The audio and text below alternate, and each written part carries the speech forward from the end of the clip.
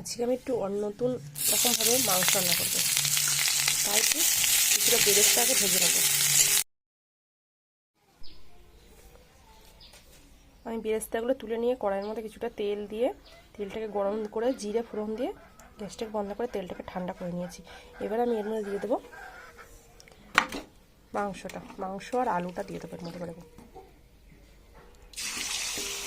আর একটু হালকা হালকা গরম আছে, এবার হচ্ছে তেলটা।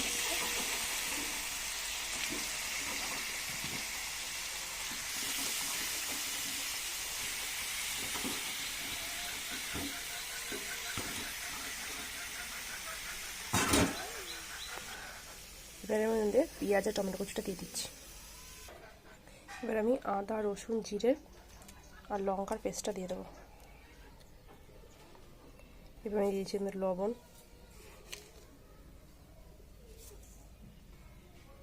দিয়ে দিচ্ছি হলুদ, আর দিয়ে দিচ্ছি আমি একটা ডিম ফাটিয়ে এর মধ্যে।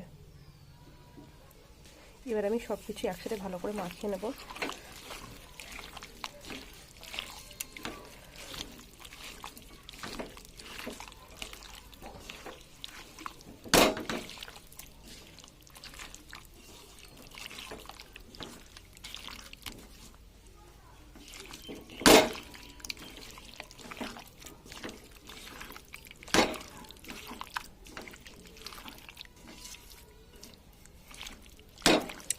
সব কিছু একসাথে ভালো করে মাখিয়ে নিয়েছি।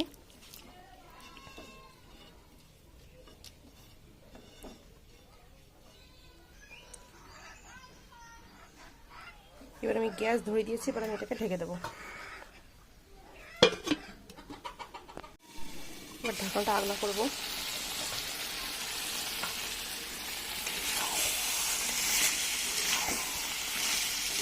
তোমরা কিন্তু চাইলে পরে এটা মেখে ম্যারিনেট করে রাখতে পারো কিছুক্ষণ, কিন্তু আমি সাথে সাথেই বসালাম।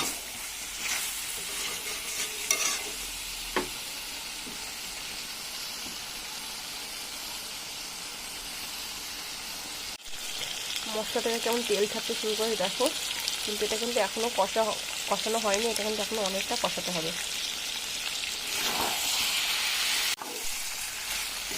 কিছুক্ষণ ধরে মাংসটা কষিয়ে নিয়েছি। এবার আমি জল দিয়ে দেবো, দিয়ে চটপট করে ফুটছে। এবার দিয়ে দেবো জল, অল্প পরিমাণ দিয়ে দিচ্ছি জল। আমি জলটা একদমই অল্প পরিমাণ দিয়েছি।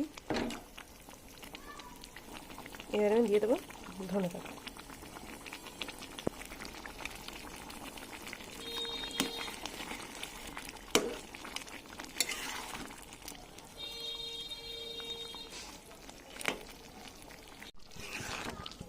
তরকারিটা প্রায় হয়ে এসছে, তাই আমি দিয়ে দেবো এর মধ্যে আগের থেকে ভেজে রাখা বেরেস্তাগুলো।